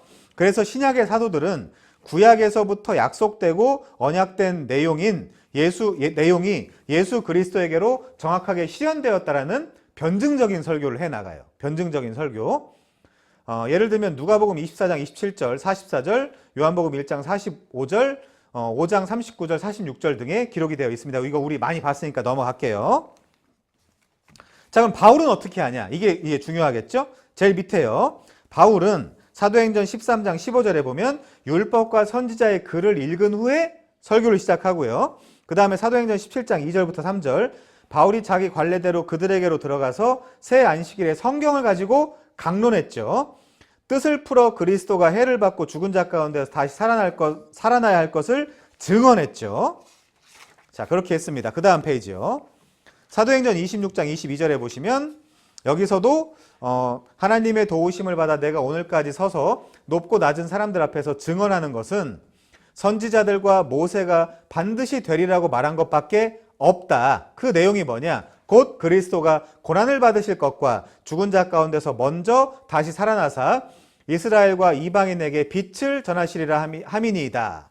28장 22절, 23절부터 31절이에요. 여기도 아침부터 저녁까지 강론하고 하나님 나라를 증언했는데 모세의 율법과 선지자들의 말을 가지고 예수에 대해서 권했죠. 자, 28절이요. 그런즉 하나님의 이 구원이 이방인에게 보내어진 줄 알라, 이런 표현도 나옵니다. 바울이 온 이태를 자기 셋집에 머물면서 자기에게 오는 사람을 다 영접하고 하나님 나라를 전파하며 주 예수 그리스도에 관한 모든 것을 거침없이 가르쳤죠. 자, 이 표는 안 할 겁니다. 이제 걱정하지 마시고요. 이 표는요, 자, 이제 인터넷에 찾은 건데, 이 예언의 내용이 있고요. 구약이 어떻게 예언되어 있는지, 그리고 신약에서 어떻게 성취되었는지에 대한 그 내용을 담아놓은 거니까 여러분들이 집에 가서 이건 한번 확인해 보시면 됩니다. 제가 이 표를 왜 담아놨을까요? 이 복음은 그의 아들에 관한 것인데 구약에 미리 약속된 것이기 때문에, 그 구약에 약속된 것이 신약에서 어떻게 성취되었는지 여러분들이 집에 가서 꼭 한번 살펴보시길 바랍니다. 이 내용은. 자, 그 다음 3절로 바로 넘어갈게요. 3절. 갑자기 몇 페이지 넘어가니까 되게 좋죠. 자, 이 부분은 집에 가서 확인해 보시면 되겠습니다. 자, 3절이요. 그의 아들에 관하여 말하면 육신으로는 다윗의 혈통에서 나셨고, 자, 제임스 던 같은 훌륭한 학자들은 이걸 경멸적 표현이라고 하는데 전 좀 납득하긴 어렵습니다. 그저 중립적인 표현이고요. 여기 카타 사르카라는 표현, 이거 육신으로는, 육체를 따라서는 이 표현인데, 이거는 예를 들면 고대 헬라인들은 육체는 더럽다라고 생각을 했거든요. 근데 히브리인들은 그렇게 생각한 적이 없습니다. 소마라는 단어도 있고 사르스라는 단어도 있는데, 사실 중립적으로는 그냥 몸이에요. 몸, 육체, 바디, 몸. 근데 그게 문맥을 따라서 뭔가 육정이나 아니면 그 욕정 이런 걸로 번역될 때는 나쁜 의미죠. 그렇지만 그냥 다윗의 혈통, 다윗의 그 라인에서 오셨다, 이제 이렇게 그냥 이야기를 하는 거죠. 자, 사무엘하 7장에 보면 이렇게 나오죠. 네 몸, 다윗 네 몸에게서 날 씨, 이게 제라 스페르마, 예수를 이야기하는 거죠. 네 씨를 네 뒤에 세워서 그의 나라를 견고하게 할 거다. 13절이요. 그의 나라 왕위, 예수의 나라, 하나님 나라의 왕위를 영원히 견고하게 하겠다. 그 나라의 왕이 누구겠어요? 예수. 예수. 자, 그래서 넘어가고요. 다음 페이지로. 그래서 구약에서 이스라엘의 왕은 양부가 양자를 입양하듯이 하나님이 그를 왕으로 선택했다는 의미에서 하나님의 아들로 묘사되는 겁니다. 시편 2편 6절 7절, 내가 내 왕을 내 거룩한 산 시온에 세웠다. 너는 내 아들이라 오늘 내가 너를 낳았다. 이렇게 왕으로 선택했다. 요건 요 부분만 보면 오해의 소지가 있고요. 시편 89편 26절 이하에서 같이 보면요. 그가 내게 부르기를 주는 내 아버지시오 나의 하나님이시오 나의 구원의 바위시라 하시리로다. 27절 중요합니다.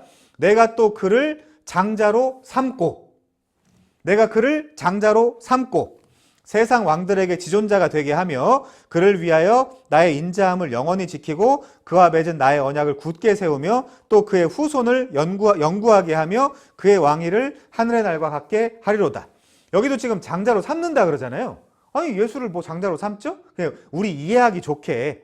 지금 그래서 학자들은 입양했다라는 표현으로 예수를 입양하지 않았잖아요. 근데 그렇게 표현하고 있다. 어포인트먼트 하고 있다, 지금. 그 얘기입니다. 자, 그래서 이 왕은 미래에 다윗과 같은 모습을 가질 거라고 이야기하는 거죠. 예레미야 23장 5절 이하에 보면요. 내가 다윗에게 한 의로운 가지를 일으킬 것이다. 예레미야 30장 9절이요. 그들이 다윗을 왕으로 섬길 것이다. 근데 예레미야 당시에 다윗이 죽은 지가 400년이 흘렀거든요. 그러면 다윗을 왕으로 섬길 수가 없잖아요. 그럼 지금 예레미야서에서 하나님이 이야기하는 다윗 왕은 누구죠? 예수인 거예요. 예수. 다윗 죽은 지 지금 400년 가까이가 흘렀습니다, 지금. 자, 그 다음에 그리고 아까 우리가 읽은 본문에도 이사야 9장 6절부터 7절에 보면 다윗의 왕자라는 표현이 나오죠. 그리고 이사야 11장 1절부터 10절에 보면 이새의 줄기. 다윗의 아버지 이름이 누구예요? 이새, 오벳, 그리고 보아스. 이렇게 올라가는 거잖아요. 자, 그리고 사무엘하 7장 16절 보면요. 네 다윗 집과 네 다윗 나라가 내 앞에서 영원히 보존되고 네 다윗 왕위가 영원히 견고하게 하리라. 이거 문자 그대로의 다윗 아니죠? 예수죠, 지금. 요거 이해하셨을 거라고 보고요. 자, 이 모든 구약적 배경을 가지고 바울은 예수께서 육신으로는 다윗의 혈통에서 나셨다라고 이야기하는 거예요. 게다가 메시아가 다윗의 후손에서 올 것이라는 이 믿음은 예수님 당시에도 있었어요. 몇 가지만 보면요. 마가복음 10장 47절 이하, 다윗의 자손이여 나를 불쌍히 여기소서. 이들의 이 인식, 이 선지식은 어디서 난 거죠? 유대인이니까 당연히 이게 있었겠죠. 그 다음에 마가복음 11장 10절이요. 찬송하리로다 오는 우리 조상 다윗의 나라여. 계속해서 이 표현을 하고 있죠. 마가복음 12장 35절이요. 너희가 어찌하여 서기관들이 그리스도를 다윗의 자손이라 하느냐. 이것도 그런 인식을 가지고 있으니까 이런 이야기를 하겠죠. 요한복음 7장 42절. 성경에 이르기를 그리스도는 다윗의 씨로 또 다윗이 살던 마을 베들레헴에서 나오리라 하지 아니하였느냐 하며. 자, 또한 신약 성경은 예수님이 다윗의 후손에서 올 것을 기대하고 성취했다라고 자주자주 확언을 합니다. 몇 가지만 보면요. 마태복음 1장 1절. 아브라함과 다윗의 자손, 물론 이거 휘오스라고 되어 있기 때문에 아들이에요. 사실은 예수 그리스도의 계보라 이렇게 되어 있고요. 누가복음 1장 30절부터 33절 여기 보면 다윗의 왕위를 그에게 주시리니, 그렇죠? 다윗의 왕위를 예수에게 주시리니. 자, 누가복음 2장 4절부터 5절이요. 베들레헴이라 하는 다윗의 동네로 라는 표현이 나오고요. 누가복음 2장 11절. 오늘 다윗의 동네에 너희를 위하여 구주가 나셨으니 곧 그리스도 주시니라. 요한계시록 5장 5절이요. 유다 지파의 사자 다윗의 뿌리가 이겼다 이런 표현 나오죠. 자, 그 다음에 요한계시록 22장 16절이요. 나는 다윗의 뿌리요 다윗의 자손이다. 이거 너무 명확해지죠. 이렇게까지 읽으면. 그래서 예수께서 다윗의 혈통에서 오셨다라는 이 말은 그분이 신적 아들됨에만 집중할 것이 아니라라는 의미와 함께 이분이 구약이 그토록 바라고 대망하던 그 다윗의 혈통, 다윗의 위, 다윗의 나라, 다윗의 왕위의 인 메시아라는 사실을 확증해 주는 것이다. 확증해 주는 것이다. 그것이 3절 다시 읽어볼까요? 3절.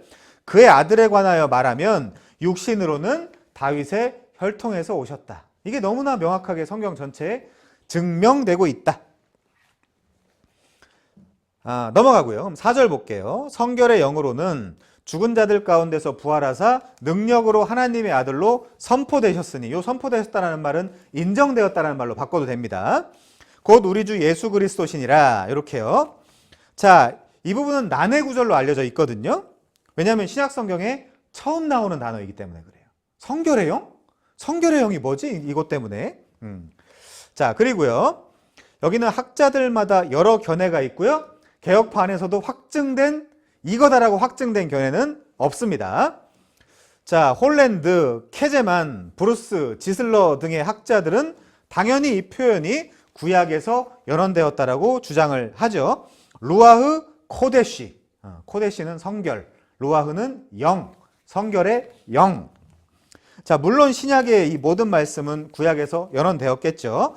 홀랜드는 이렇게 말합니다. 이 표현은 구약에서 하나님이 용납하시는 완벽한 희생제물을 언급할 때 사용되었다.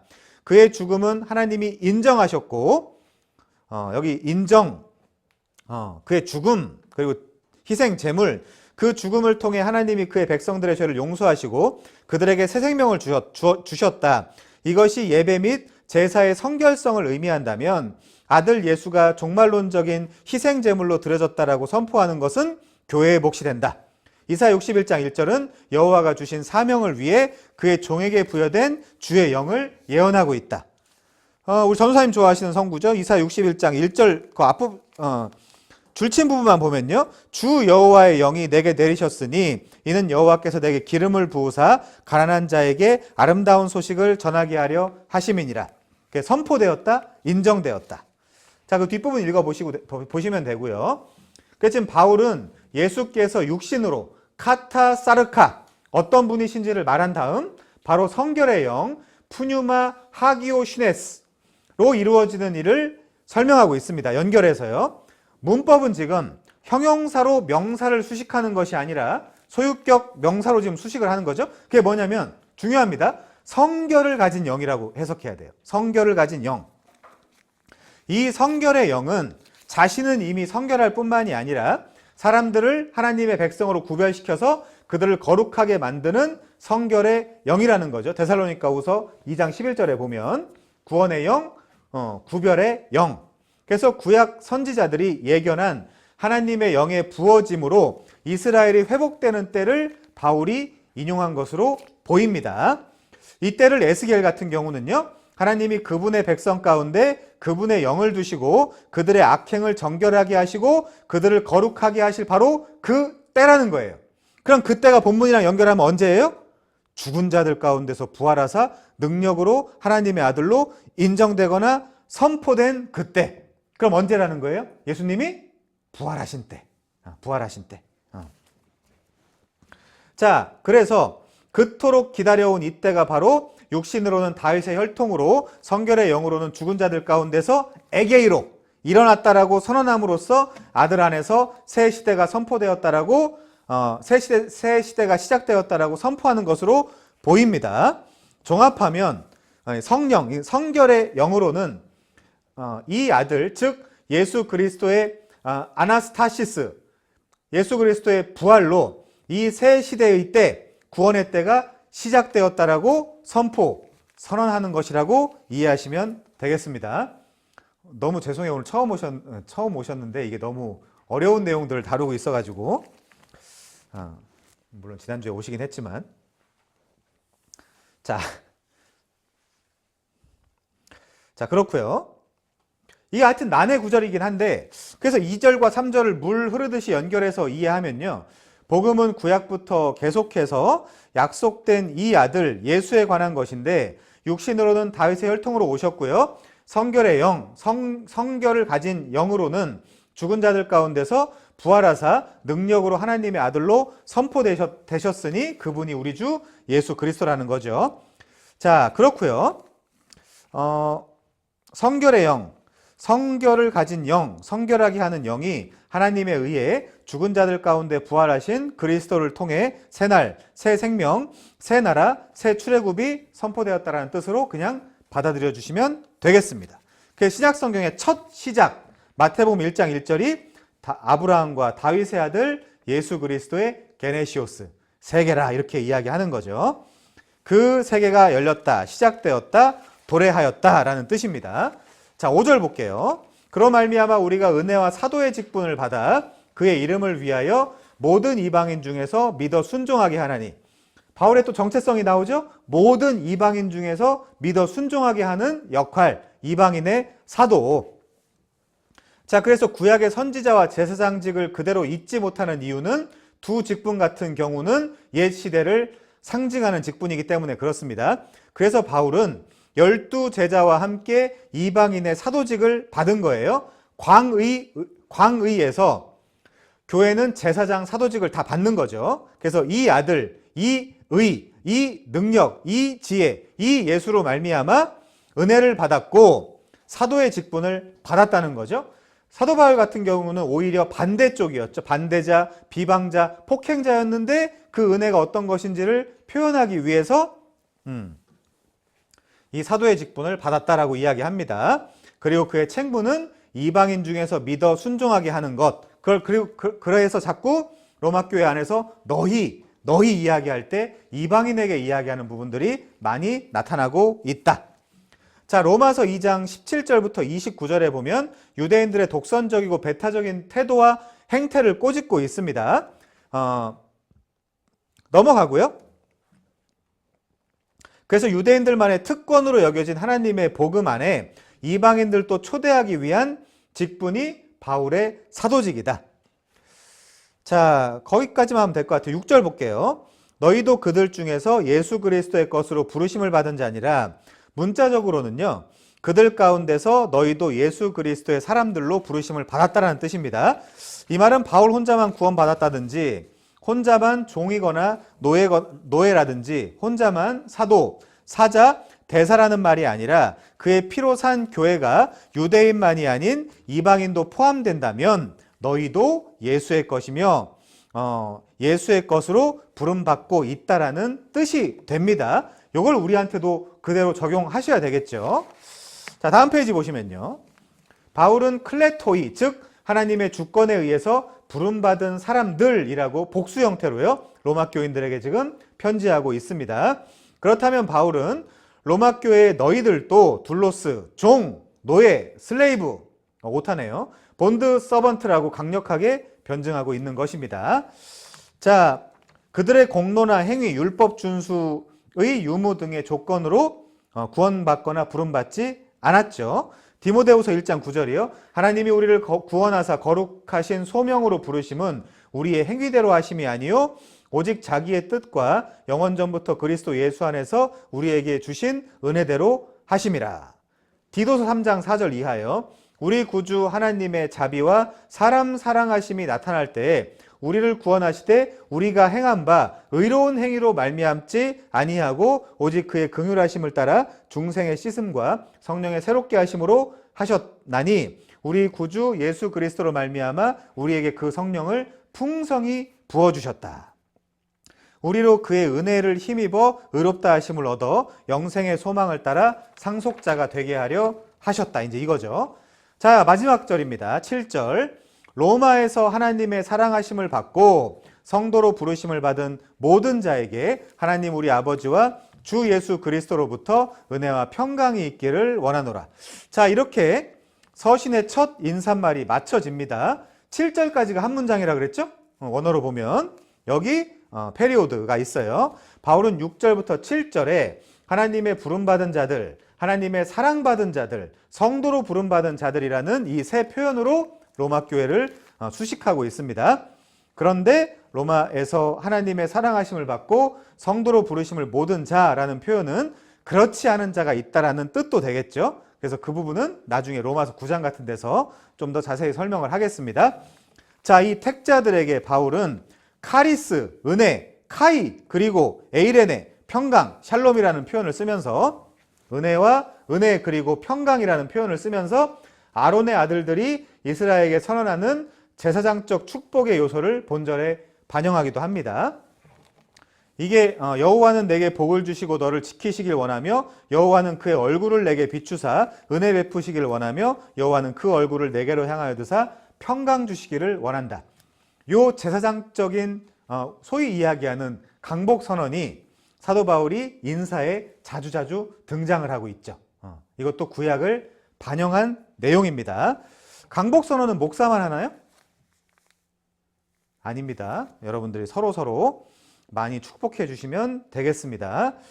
자, 그래서 여기 나와 있는 은혜는요, 예수 그리스도 안에 계시된 하나님의 자비로운 은총과 언약에 기댄 호의를 나타내는 거고요.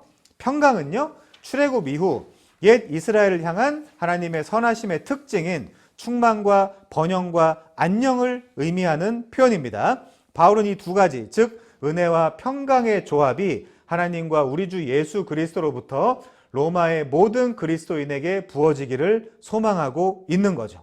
우리도 마찬가지로 서로 많이 은혜와 평강을 빌어주시면 좋겠습니다. 특별히 그들은 하나님의 영원전부터 끊이지 않는 은총과 긍휼을 입고 있는 거죠. 시편 25편 6절이요. 여호와여 주의 긍휼하심과 인자하심이 영원부터 있었사오니 주여 이것들을 기억하십시오.